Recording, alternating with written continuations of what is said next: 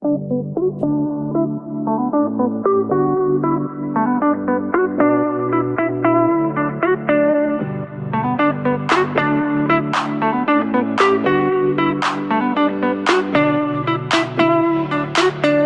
the Road to World Cup 26 podcast, your deep dive into everything FIFA World Cup every single week. Part of the Global Sports Podcast Network.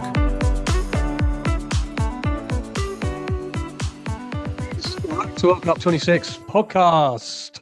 Oh, January's over, people. It's the 1st of February today. We're a day late recording this because couldn't get hold of Ken. I think he just went walkabout. So refused to answer any of my calls, any of my messages. I thought he was in France, but it turns out he's not in France till next week. So goodness knows where he was. In fact, let's find out. Ken Davies, as always, my faithful hound. How are you, my friend? I'm good, actually. I'm very good. I wasn't anywhere really yesterday. Did a bit of ironing, did a bit of work, listened to Wrexham win away at Sheff Wednesday. And we cannot go any further, by the way. And welcome, everyone. Thanks for joining us on the podcast. Never mind Wrexham winning 1-0 away at Sheff Wednesday. Something rather magnificent happened away at Bristol City, didn't it, on Friday night? What's going on there? Total football or what? Yeah, so Derby County, who is my team and kind of Ken's team, because he goes to watch them every week. He's got a season ticket, but he just likes to go to see them lose, he says. Played away at Bristol City on Friday night, who were 1 place off the playoffs in 7th at the time. And we only went and won 5-0. And we not only, I know 5-0, that's our biggest away win in 12 years. And I think it's our biggest away win ever in the Championship. 5-0 away from it. And it could have been 6 or 7, you know. Oh, they were magnificent. It was like Holland from 1974. It was, wasn't it? And we're watching it, and I'm watching it with my son, and we're going, what is this team? What's going on? I don't understand. This isn't Derby. We're These are replicants. They've all been abducted by aliens. Well, they might as well have been, because there was passing out from the back, there was quick movement, there was back to, 2 or 3 of the goals were proper world-class, free-flowing, one-touch football. You're like, well, what? The problem is with Derby, though, they may be magnificent away from home, and they kind of are. They are dreadful at home. Brilliant. They're brilliant away from home. I think we can beat anybody away from home, but we are terrible at home. Yeah. Terrible. 20th in the league at home form, isn't it? Yeah. Dreadful. Yeah, it's got to improve. But this is weird, because every time I see Derby, I come away thinking they are properly crap. And then they go and beat someone 5-0 away. I just can't work it out. Yeah. Maybe because our home form's really, really only gone down the tube since you started coming. It's me. Yeah, you're right. It's probably me. So sorry everyone. Well, I've got tickets for the next 2 games, obviously, because it was a season ticket. So we'll test that. We'll test that. Bit. Can you just stay away? Right. Okay. This is, of course, Road to World Cup 26 podcast. My name's Nick Britten. I'm your host, and we've got quite a lot to get through today, because there is, and I think this is going to be something that rumbles on, Ken, right up until kickoff. Just this backdrop of political stories and concerns about supporter safety and what's kind of going on off the pitch. Yeah. It just seems to be rumbling every week, and there's no end to it. Well, because we're living in very political straitened times, aren't we? You can't completely divorce the politics, particularly when the politics is so visceral word of the week, everyone. Try and use that yourselves during the course of this week. The politics is so visceral that actually it just bleeds into everyday life, and obviously sports are a very important part of that. Yeah, so that kind of a little bit of the theme of today, in as much as 2 of the stories that we're going to discuss on today's podcast are this kind of groundswell from European countries about boycotting the World Cup. Now, they're not going to do it, certainly not going to do it at the moment. It's always there in the background, and it's always on the table, it seems. It's not. I mean, it all blew up again. It all bubbled up again. Obviously, when Trump did this weird speech a week ago or so about the need for the USA to annex Greenland. I mean, no one asked Greenland, and definitely no one asked Denmark.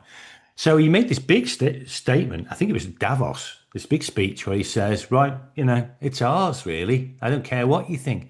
It's going to be ours. Now, obviously, Greenland is part of Denmark, and Denmark is part of Europe. And you can't just walk in. Well, you can, but we kind of outlawed that in 1945, didn't we? You can't really just walk into other countries and say, actually, I fancy that one because it improves my security.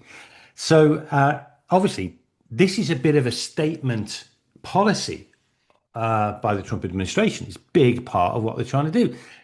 But obviously, there's going to be ramifications. And there were huge ramifications when that was talked about at Davos, because clearly we're not going to go and play games with a country that essentially walks into one of our member nations. Thank you very much for that. That was only meant to be like the intro. Oh, sorry. I was running through what's on the podcast today, but you. Oh, mate, sorry. I kind of dived in there. Got on my soapbox, didn't I? Yeah, you did. How long have we been doing this podcast? You know, we do a running order and then we kind of dive into the main topics. Oh, no. Sorry, anyway, I couldn't resist. Ken is going to discuss the ongoing thoughts about European countries boycotting the World Cup. We'll nip back and finish that in just a moment. Also, concerns raised this week by the football supporters of Europe group around the behaviour and activities of the Immigration and Customs Enforcement, ICE, as we know them. ICE, baby. At the tournament, obviously, there's lots and lots in the news over the last 2 or 3 weeks about goings on in Minneapolis and the likes, and supporters raising concerns around security and how supporters will be treated out there. We're going to have, and this is great, this is really exciting, we're going to have the first part of a very good interview that I did this week. Well, I say it's a very good interview I did. It wasn't because I did it. It was because it was. Yeah, self-praise is no praise, Nick, as my mother used to tell me. It's not praising me. I'm praising the guy who's on the other end of the Zoom call. Because I spoke to him, he said you were crap. And that's John Duerden, who is the Asia correspondent for the Guardian newspaper here in the UK. And we wanted to explore a little bit around what's going on in Asia in terms of the teams and how they're feeling. And John's given us a really good run through of how he feels the Asian teams are going to get on. So it's an interview that's going to be cut into 2 parts. We're going to listen to part 1 today and part 2 on the podcast next week. We've got a bit of a postbag. Good question from Johan in Brussels around the Ken's going to have a dig at. And then, of course, to end the podcast, we've got everybody's favourite time of the week. We've got Kenny's quiz. And this week, Ken, I thought, because I made a bit of a hash of it last week, I'm going to come back. Still only managed 1 out of 3. Yeah, but I'm going to give you your final laws of the game test before we move on. And this is it. This is whether you qualify as a referee or not. To be honest, you've done so abysmally so far at knowing any of the answers that you probably qualify for a Premier League referee already. I couldn't run the line at level 12, could I? No, I couldn't. No. Dreadful. That's because you can't run. But Thank you. Anyway, you wouldn't believe this, and this is coming new to you people. There's a groundswell of thought about boycotting the World Cup from European countries. We've heard Ken's reason why. I'm going to ask him now. Do you think, Ken, that this is just a bit of posturing, or do you actually think at any stage this becomes a realistic proposition on the table? Yeah, I do. And there's a very clear, there'll be a very clear trigger. And unless this trigger happens, it won't happen. If this trigger does happen, it will happen. And what I mean by that is this. If there is any physical presence of the United States in any form in Greenland between now and June, European nations will not take part in the World Cup. Now, that's the trigger. And if that doesn't happen, they will. Now, if Donald Trump is clever, he'll do it in November after all this is over. But as we know, Donald Trump is not clever. And Donald Trump is a little bit kind of, what's the word? He'll do things on the fly, off the seat of his pants. No question. He's impetuous.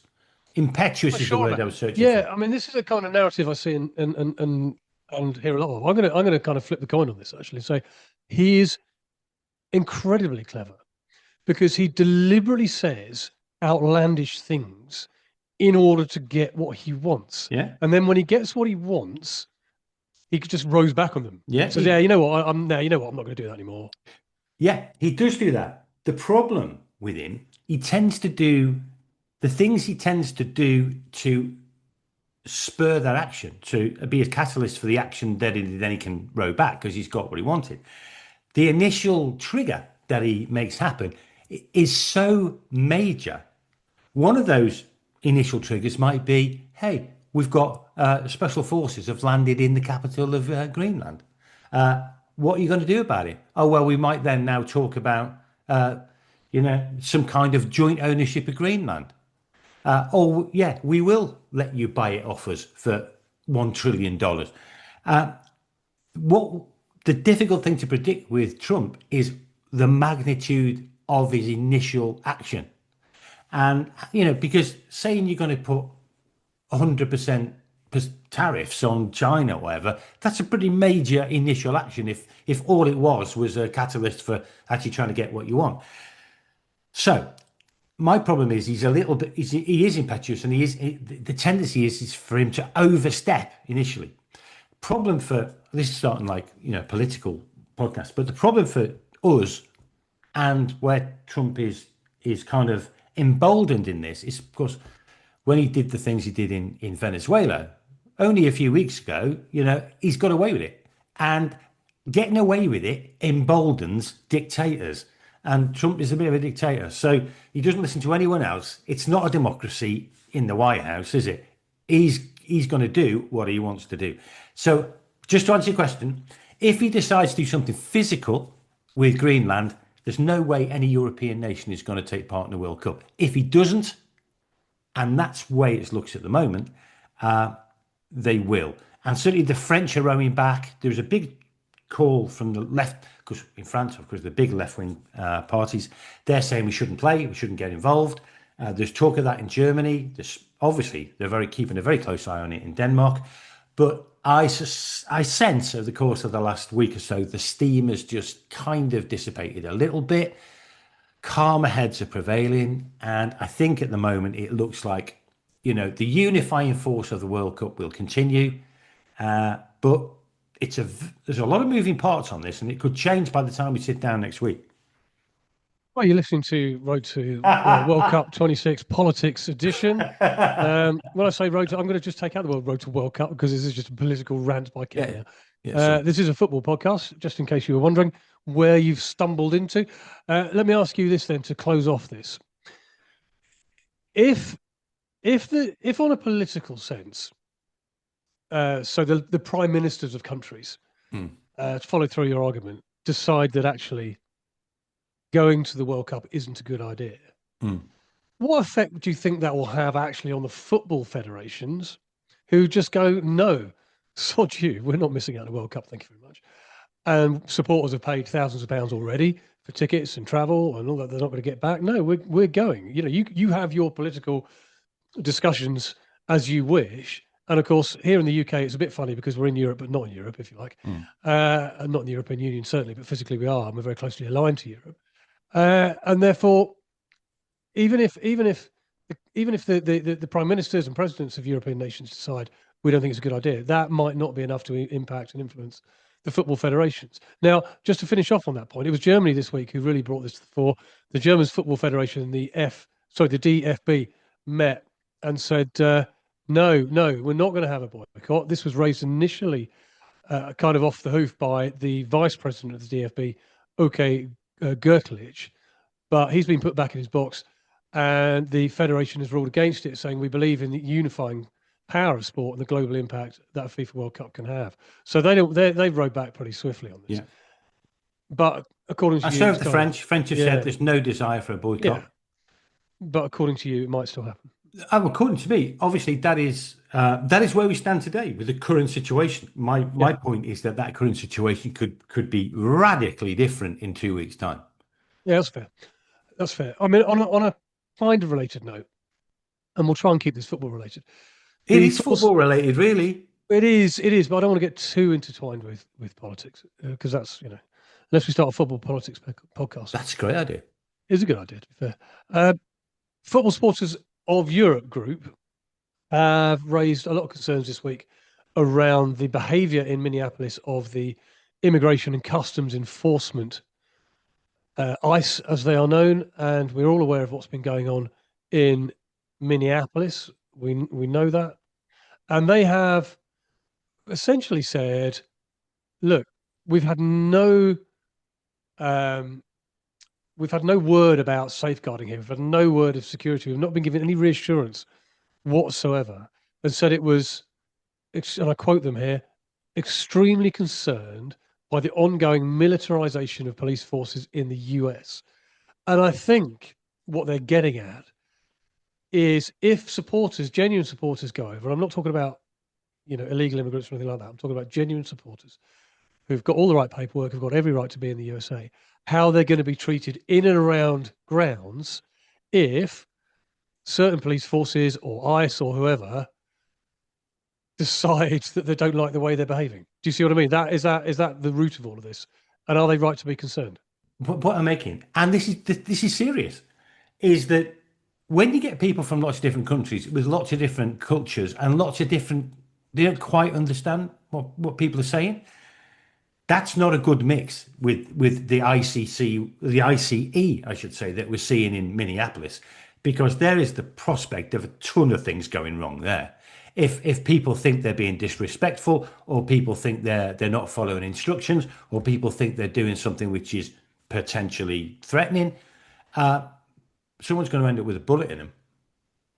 And a long leap from putting fingers on a finger pad. I'm just somebody saying, getting a bullet in them. I'm just saying, it's about two different cultures, particularly one particularly quite aggressive now, not quite understanding the fact that their descriptions of what to do are not being absolutely followed by someone else from a different culture. I think it's a big issue.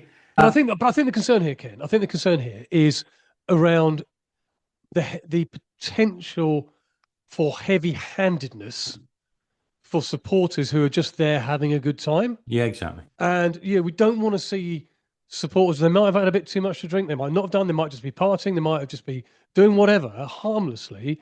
But then overzealous officers getting a pepper spray out, getting their batons out, brandishing firearms.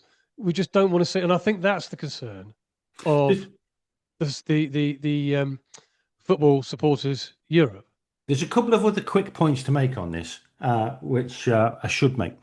ICE agents will be present at the grounds. That's going to worry people. They've seen what's happened in Minneapolis. Yeah, that's going to worry people. It will worry people. They're going to be there at the grounds. And in fact, I was looking into this, and when they played the Club World Cup in Florida and whatever, lots of Hispanics did not go. They just didn't go because they knew ICE agents are going to be there. Now, is that to do with anything to do with their own validity in being in America? I don't know. But there's a big groundswell among Hispanic supporters not to attend because of the presence of ICE agents at the grounds themselves.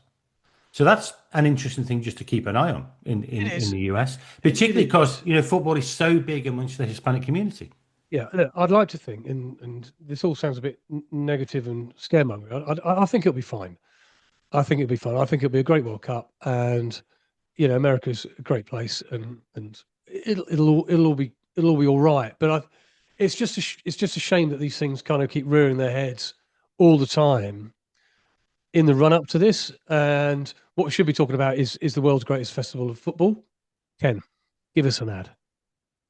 An ad. Yeah, why not? Because I tell you what, no, I won't. I'll do this first. The Road to World Cup 26 podcast is partnered with Bionic, the world's most personalized supplements, because your body, Nick, is unique. I've seen his body. You won't believe how unique it is. Because I stood next to him in the urinals once. That's a unique body. Because without knowing exactly what your body needs, taking off-the-shelf supplements mean you're probably not getting enough of the nutrients you do need, maybe not enough for the ones you don't need, or some combination of those words. Bionic provides 100% tailor-made supplements specifically designed for your body, Nick, not just anybody, crafted to deliver precisely what your body needs at exactly the right levels. Now, if you want to click on the show notes for more details, and I'm not talking about more details of Nick at the urinal here, but just generally more details about Bionic, you can use the code Road to World Cup 26, uppercase, that is, Road to World Cup 26, and you'll get 40% off your first order. And your body will be pleased that you did.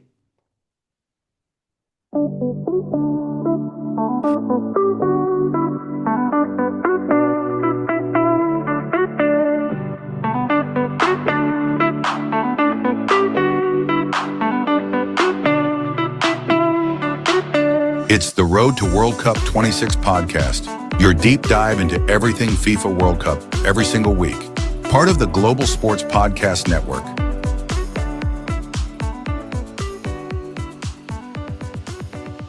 Listening to the Road to World Cup 26 for me, Nick Britten and Ken, Mr. Politico Davis. Yeah. He's Lenny. on it. He is on one today. Right. Mercifully, we can get back to the football. And earlier in the week, I caught up with John Duerden, who is the football correspondent for The Guardian. He covers Asia, and we were particularly keen to have a look at Asian teams. Who does he fancy? Who are the runners and riders? Which teams he thinks are going to do really well and make an impact at the next World Cup? Because they've got quite a lot of representation. They might have more if Iraq win the playoffs. Got quite a lot of representation at the World Cup. So here's what John had to say. Quite a few people are fancying one or two of the Asian teams at the World Cup this year. What are your thoughts on how they might get on? We've got one, two, three, four, five, six, seven, eight currently qualified. One still in the playoffs. That's Iraq. And what's your feeling on it all? I think Iraq have got a good chance because they've got one. I mean, they play the winner of Bolivia, Suriname, and they've got a talent to make it 9, which is amazing, really. But yeah, the best team in Asia, and has been for some time, is Japan. I think it's no surprise to anybody, really. I mean, slowly and surely they've improved over the years. They've had a coach now, Moyasu, who's been there since 2018. Players who play, as we know, for some seriously good teams in the European leagues.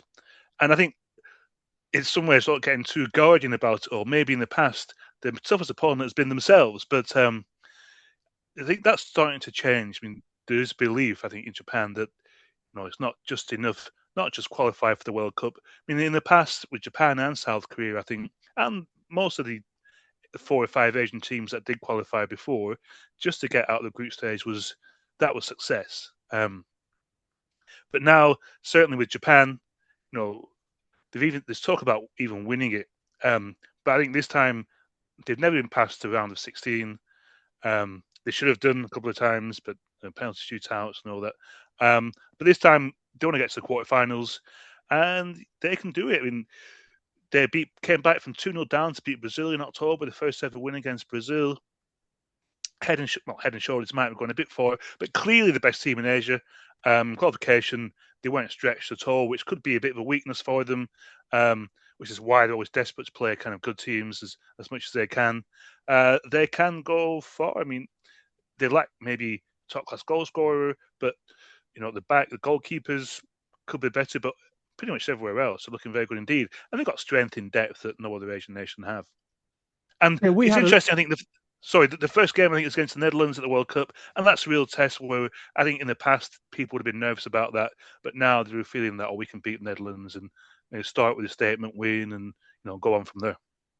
Yeah, we had a look at Japan. We had a bit of a deep dive into them on the podcast last year, and one of the successes, or one of the reasons why I think that they have become better and better and better is the rise of multiculturalism in Japan, and therefore we're seeing a lot more sort of non-indigenous players, really, i.e., who've got one Japanese parent and one parent from elsewhere, and a lot more of the players aren't just Japanese born and bred, and therefore have football cultural heritage from elsewhere in the world, in Europe and in South America. A lot of the players are now playing in Europe, and I think they've got a real chance. I had them when we did all our World Cup predictions. I had them going out in the round of 8, which is progress. Yeah. But yes. I do fancy them to do well. Yeah, and I think, as I said, I mean, it's just about the international experience of, as you said, been lots of players in Europe now. They can and have fielded, called up a squad based entirely of European players. And there's lots of young players at home who are going to Europe now at an earlier and earlier age, which never was the case before. I think there's over 110 players from Japan in Europe and the big leagues of Europe these days. So yeah, especially if the draw is favourable. I mean, the confidence is there now, and the expectations are there. And having a coach there for 8 years, this will be his 3rd World Cup in charge. I think makes a big difference too. Especially look at other Asian teams; they chop and change all the time. But Japan have a vision and a long-term a long-term vision. They patiently work towards that. Doesn't mean everything's perfect. I mean, Moriyasu, the coach, has been criticised at times for being a bit too reactive and conservative. But I think it's hard to argue that he hasn't overseen a massive improvement in the team and the culture. And I think I said the belief is just, now we can be one of the big boys now, and it's going to happen sooner or later. I mean, I think Japan can win the World Cup in the next 3 or 4 tournaments. So it'll be very interesting to see what happens this time. The group looks kind of okay. I mean, I think they can definitely beat the Netherlands. It wouldn't be a surprise at all. I mean, and then from there, who knows? I would expect them to finish top of that group. I think if you look at it, you've got Netherlands, you've got the winners qualifiers between Albania, Poland, Sweden, Ukraine. None of those really, I don't think, is going to set the heather on fire, are they? Let's face it. I mean, Sweden particularly have had a horrendous time of it in terms of qualification. It's crazy they still have a chance. It is crazy. They've still got a chance through the Nations League exploits. Yes, nuts. And Tunisia are a funny one because the African nations are getting better, but most of the focus has been on Morocco and Senegal. Yes. And we've seen what happened with them in the last week. That's a whole new story. Right. I think they've just changed coach, haven't they, Tunisia? I think they've just got a new coach who's quite counter-attacking, a bit defensively. That's right. Strong. So I think, and Japan sometimes have problems against that. I think they are kind of better against teams that come at them a bit more. We saw in the World Cup last time they beat Germany and Spain, but lost to Costa Rica, which kind of is an interesting dynamic. I think even in Asia, I mean, if you do have problems against well-organized teams that defend all the time, and they do quite enjoy, I think, playing against teams that come at them a little bit more. So, you think Netherlands could be perfect for Japan? Yes, I think so. Any standout players that catch your eye? I mean, we talked about Suzuki and Itikaru previously on the podcast. Karu Matoma, obviously at Brighton. I'm a big fan of, as I am Daichi Kamada, who plays in the Premier League at Palace. Any players that we should be looking out for that catch your eye? There's Kubo in Spain for Real Sociedad, who's a very, very talented player, and probably should be a bit more famous than he is. But also, I think, as I mentioned, Mitoma, he's ready to become, I think, the kind of a bit of a superstar. I mean, of course, he's very well respected. Everyone knows he's a good player, but this could be the time that he kind of really makes his mark on the tournament and becomes a great player. In the Premier League terms, after Son's left, I think there's a bit of a gap for Asian players to really step in and become the top dog. And I think it's made for him. And if he plays well, then I think Japan will have a great time. Speaking of Son, then we've got Japan, who we think probably are the best team in the Asian sort of group in the Asian Federation. Sort of a level down from that. Are we looking maybe at Australia and Korea Republic, maybe Iran as well? Yeah, I think you definitely have to have Iran in there. If you look at, historically, Korea would have definitely put themselves above Japan for a long time, and then on a par with them for a few years. But there's a bit of consternation now in Korea that Japan is clearly pulled away, and is outperforming Korea at different levels of football. Korea doesn't have the same kind of long-term vision and execution that Japan has. They tend to lurch from different head coach like Klinsmann, who was a disaster, who's infamously spent about 50 days there in a year or whatever it was, or 6 months. And then you go back to a domestic coach who's not very popular, and there is a bit of a reliance on the big names. Of course, Son up front. We got Lee Kang-in, who plays for PSG in midfield. He's a beautiful player. Kim Min-jae, the centre back at Bayern. But so there's a bit of reliance on the big stars doing their thing at the big moments. So I think fans are a bit pessimistic about the World Cup. They're not happy with the coach. They're not happy with the style of play in qualification. They qualify without too much stress, but then look at the group they were in. It wasn't that demanding. Palestine, Oman, Kuwait, Iraq, and Jordan. They should qualify from that group. So I think Korea, again, the group is a bit tricky, and even though with the format, you'd hope they get out of it into the next round, but there's work to do. I think hopes are not too high, and so really, there's a bit of a down feeling about the national team, unfortunately. But Iran, who knows? Because of course they've got bigger issues at the moment. But a team full of. I mean, are any of them going to be let in the country? Might be the well, biggest issue they're worried about. Yeah, and playing in LA. I think 2 games in LA, which has a lot of Iranian, a big Iranian community. And I've always had a soft spot for Iran because I think they do really well. They don't get the credit for it because there's lots of hurdles and obstacles they have to overcome. Like, it's hard for them to arrange friendly games because not many teams want to go to Tehran. They don't have the money to go and play overseas and attract, friendlies of facilities and training camps that everyone takes for granted. Iran, it's hard, and the sanctions make it difficult to get prize money. And of course, you've got all the politics involved. So they do really well, I think, players to qualify. And but I think they're an underrated team. But who knows how what's going on right at the moment will affect them. And they've also got a coach that isn't very popular. Again, it's a domestic coach, Gaglioni, who's back for a second spell. I think it's safe to say nobody wanted him back for a second spell. His first one was pretty poor. But again, I think if Iran had kind of the setup that Japan had, they'd be a very, very strong team. But, they do quite well in spite of the situation they operate in, really. Looking at their group, they've got Belgium, Egypt, and New Zealand. It kind of feels open.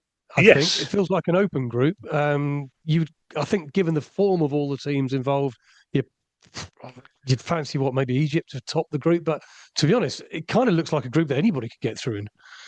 Yeah, and it's possible I overrate Asian teams a bit because you kind of do. You watch what you know, but I think Iran could beat any of those teams. But I'm sure you know what Belgium.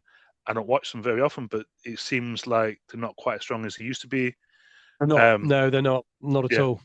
And I think perhaps now Asian teams like Iran, I think some of that kind of automatic respect that used to hold them back for the kind of the big European and South American nations is starting to fade.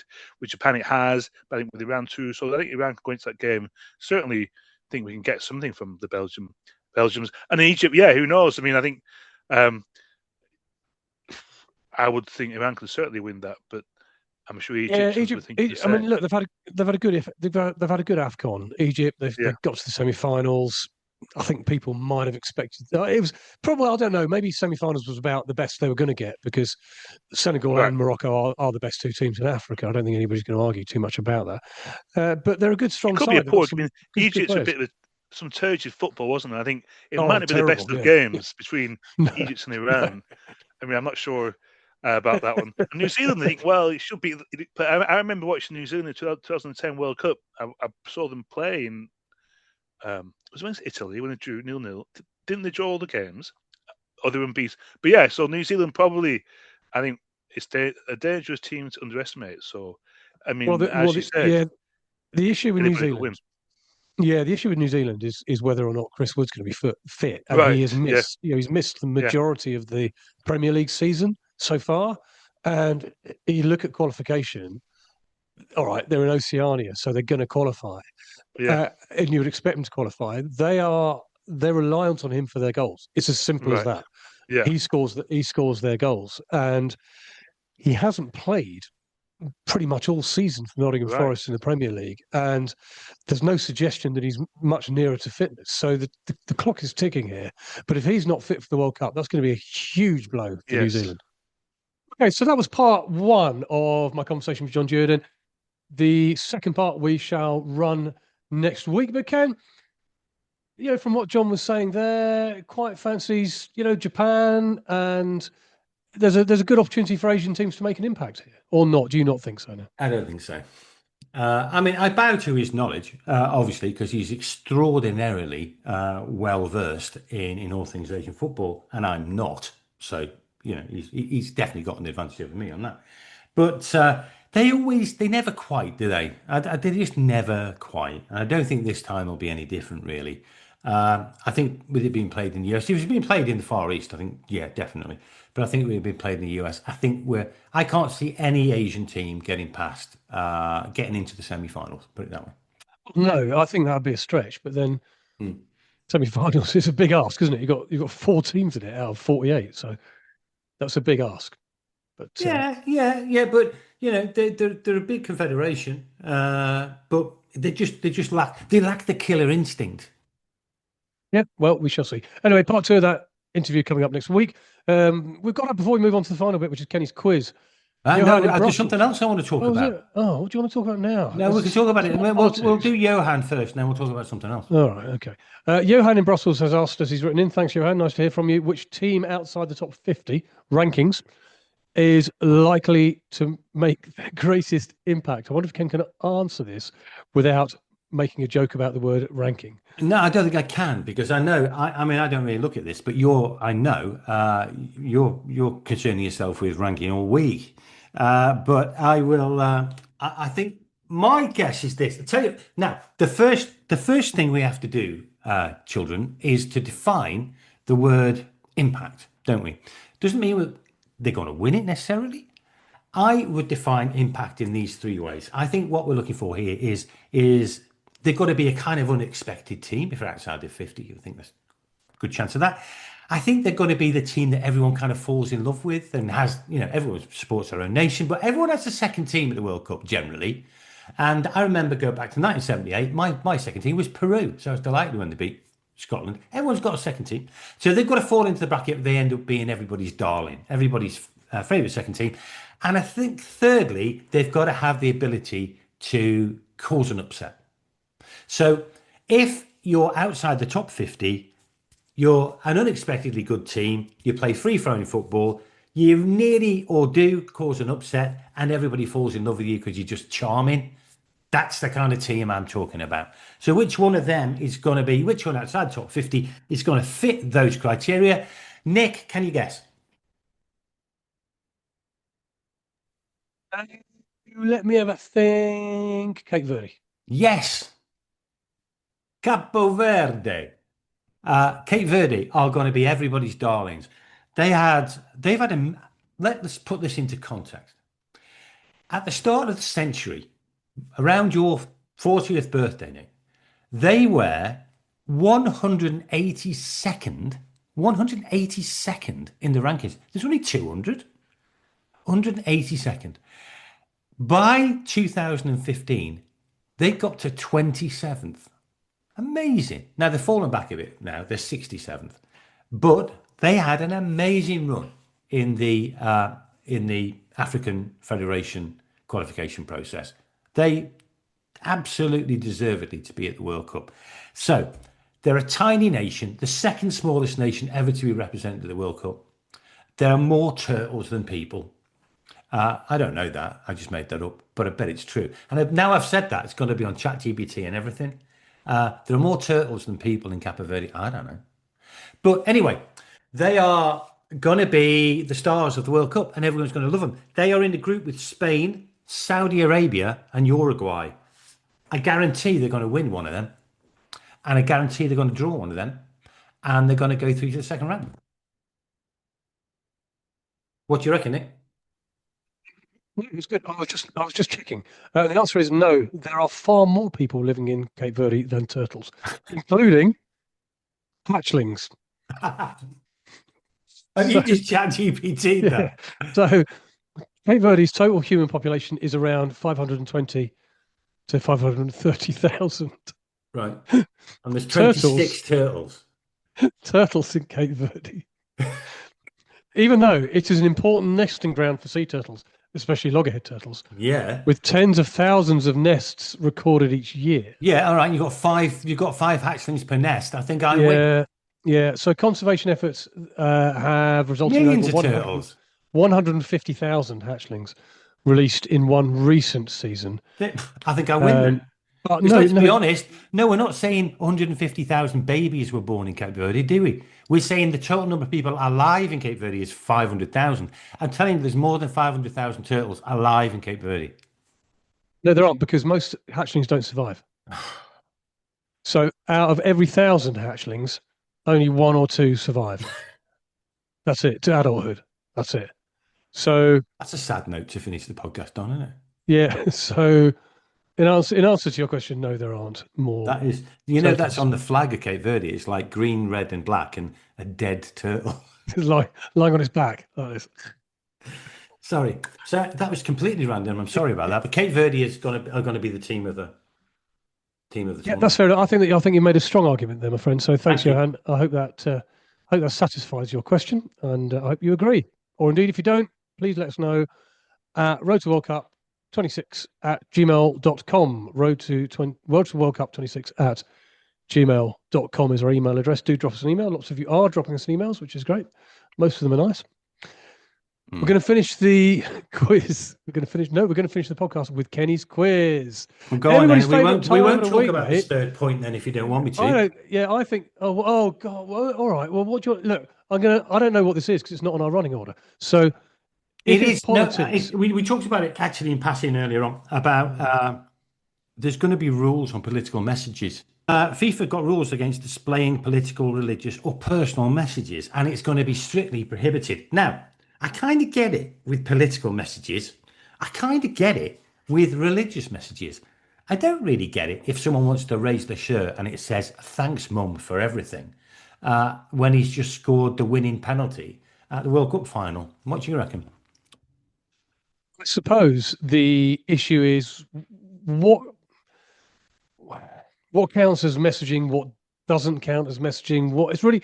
It's quite complicated because you either say, are you saying yes to all messaging, no to all messaging, or we'll allow some messaging? And if you start going down the road of we allow some messaging, then what's the cutoff point? Nobody's ever had a shirt saying "Hello, Mum." I don't think I've ever seen that.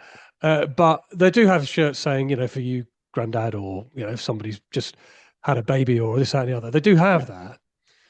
So it's easy to argue that, well, there's nothing wrong with that. But are they arguing that, or are they just saying no to political messaging? Well, I think so. Are they actually going to cut down? If somebody lifts their shirt and they've got something written on a T-shirt underneath that says "Hello to my newborn son" or whatever, that's not political messaging, and they're not going to get into trouble. That's not what the rules are. The rules are political, religious, or personal. Oh, personal, right? Okay. Well, in that case, what they're supposed to. That's fine then. Well, good. If that's the rule, then don't do it. Exactly. But how does that? Why do footballers need to know? Why do they need to lift their shirts with message? Why do they need to have stuff written underneath? Go out there, play the game, score a goal, go home. If you want to say hi to your wife, phone her up afterwards. You're such a boomer, Nick. You're such a boomer. Look, the other thing. I'm not. I'm too young to be a boomer. And by the way, I let your little jibe go before, saying that I was 40 at the turn of the century. I let that go because I know that you're kind of on one today. Yeah, we all know that you were 40 at the turn of the century. And I'm not talking about this century. Right. No. The other thing, by the way, on this subject, and then we'll move on, is what's with the finger messages? Oh, I don't know. Mate, I've got so many finger messages. But there's a thing for finger messages, isn't it? I don't know what they mean. I'm too much of a boomer to know what they mean. I want to know what they mean. Yeah. People do go up there, don't they, and do this? Do this funny finger thing. Yeah, like an A. What's A for? I don't know. A for. I mean, it's not alphabet. that. It's not that I don't know. It's really just that I simply don't care in any way, shape, or form. If a player wants to go and do that and make a fool of himself, then fine. Yeah, but they might ban that. I mean, they do this pointing at the head thing, don't they, to say that I'm drowning out all external noise and look at me, aren't I great? Because I can score a goal and then point at my head to show that I'm not listening to any external influence or my mental health is all right and all that. It's just rubbish. It's just rubbish. Okay, interesting. I'll tell you what used to be great. Which doesn't happen anymore, is coordinated celebrations of goals. Yeah, where everybody used to got involved. They used to do this little routine. When they caught a fish, someone was going to be a fish and someone was catching a fish. Exactly that. We want more of that, don't we? Yeah, we don't see any of that anymore, and that's good fun. Rubbish. Golf, putting, doing a golf putt and that kind of stuff. Yeah, we want more of that. I think that definitely that should happen. Just coming back to something slightly seriously, just to finish it off. FIFA says you can't display any political, religious, or personal messaging, which is fine, except us, because FIFA have always got political messages that they're seeking to promote. So it just doesn't seem right. Anyway, there you go. I'm off my soapbox now. I think you are. It's going to take you a long time to coax off your soapbox, but I reckon the one thing that can do it is Kenny's quiz. Yeah, come on, let's go for it. Everybody play along, please. We have got 3 questions. This is my last week of laws of the game quiz. All right, because I was meant to finish it last week, but I had a poor effort. This week, I've made it not difficult, but not stupidly easy. Okay. So 3 questions, Ken. Sounds So like a play along 9 at out of home. 3 coming up. Go on. Hit me Right. with First it. one involves advantage and what happens next. So a reckless tackle occurs. So, which is, we all know, a reckless tackle is a yellow card offence. A reckless tackle occurs. The referee plays advantage, and the attacking team scores immediately. What does the referee do next?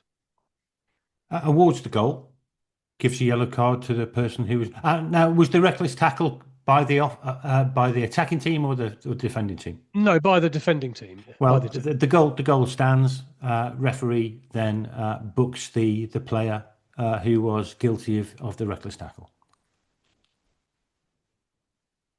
Very good, mate. Very good. Well done. Thank you. Well done. Got off to a good start. Where might that not apply? At Chile. So where might a booking offence take place in that same sort of situation but not apply? I.e., the booking is not applied. Yeah. At the end of the game, if it's the last kick of the game. No, incorrect. Is if the challenge is deemed to be preventing a promising attack. So if a player like pulls a player back and it's deemed to stop a promising attack, there's always a yellow card. But if the referee then plays advantage and all of that, actually the yellow card is downgraded to no sanction. In the sense of it, you're being penalised twice for the same. Exactly that, yeah. So well done, mate. 1 out of 1. Come on. Okay. This next question involves substitutes and interference of play.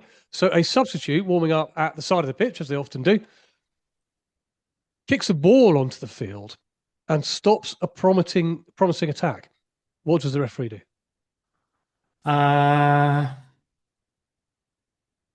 He sends the player off, who is the substitute who was guilty of kicking the ball onto the pitch, and he awards a drop ball uncontested at the point where he blew up to and an uncontested drop ball in favour of the attacking team. Are you reading this off the screen? No. You look to me like you're reading. You look to me like you're cheating. Reading? How could I possibly read? I don't even know what the questions are. I mean, ChatGPT is good. It ain't that good. Yeah, true. Okay. No, incorrect. But half correct. Okay. So you are right in as much as you send the offending player off, even though he's a substitute. You send him off, but the actual restart is a direct free kick or a penalty kick. Obviously, if it happens inside the area, depending on where play stops. That makes sense. Because it's an infringement. Yeah, exactly. Yeah, exactly that. Exactly that. Well done, mate. That's good though. I'm getting better, aren't I? Yeah, I might give you that. Why would you give me that? It wasn't a free kick. Half a point. I'm going to give you half a point. Okay. Yeah. Okay. Right. Last one then. 3 out of 3. A team scores whilst unknowingly having 12 players on the field. The referee realizes immediately. What is his decision? Well, obviously the goal does not stand. And a free kick is awarded to the team that conceded. But where does that? I would imagine at the place where the goal was scored from. So if that goal was scored on the edge of the 18-yard box, it would be a free kick awarded to the defending team, and the goal would be disallowed. Free kick, as in direct free kick or indirect free kick? Direct. Direct free kick. Okay, good. Yeah. Well, again, 50%. So indeed, the goal is not allowed, but you restart play with a kickoff, as you would do normally. What, a kickoff from the middle of the park? That's what you do. That's random. So you just disallowed a goal because you're going to kick off, aren't you? Anyway, so ball's in the back of the net. So you remove the player and kick off as you would do, but no goal is given. But kick off on the centre spot? Yeah, like a normal kickoff. Yeah, like a normal kickoff. Even the goal wasn't allowed? Even though the goal wasn't allowed. Wow. Learn something every day. There you go. Well, you do. That's what today's all about, really. It is what today's all about. So good effort, mate. I'm going to give you half a point again. So 2 out of 3. When you add together the half I think that was reasonable. Yeah. I'm getting better at these rules of the game, aren't I? Well, it's a shame because that's the last one. I'm going to have to move on to something else. Thank God. No, it's okay because it means I'm finishing on a high. Yeah, And we all no, I like think to you do are. that. I think so. Right, that brings us to the end of the podcast then. Thank you very much indeed for listening. There'll be no doubt more Angry Ken. Do you remember Angry Matt? Do you remember Angry Matt? Used to write Angry into the podcast quite a Matt lot. for Forest. Yeah, the Forest Why supporter. doesn't the whole of the England team just consist of Forest players? Yeah, exactly. Yeah, well, Forest are doing well. Well, they're doing all right. I mean, well, no, they're not doing well in the league. They're doing all right in Europe. So I haven't heard but from it's Angry the Matt Europa for- League, isn't it? Europa League. Like they're playing Bala and flipping, I don't know, some island off Lesbos. Why did you say Lesbos? It just came into my head. I don't Exactly. know why. I don't even know if there are any exactly. islands off Lesbos. Lesbos Exactly. is itself an island. If Forest played Cape Verde, who would win? Cape Verde. I think so. I think so. Right. Okay. Next week, we are having the second part of our chat with John Duerden in terms of what's going on in Asia and talk about other stuff. There'll be loads of other stuff, won't there, by then? Greenland would have been invaded. I mean, there'll be loads of stuff. There's loads of stuff, but I can promise you we will try and stick to the football. I feel this week's been a little bit over. Yeah. Let's get I've done back to too much football. talking on this one. Yeah, I know. We'll get flooded with complaints. Road to Saying, World Cup 26. please do more talking, Ken. Road to World Cup 26 at gmail.com if you want Ken to speak less. That's great. Do get in touch. But until then, thank you very much indeed for joining us. And until we speak next time, look after yourselves, look after each other. Goodbye. Goodbye.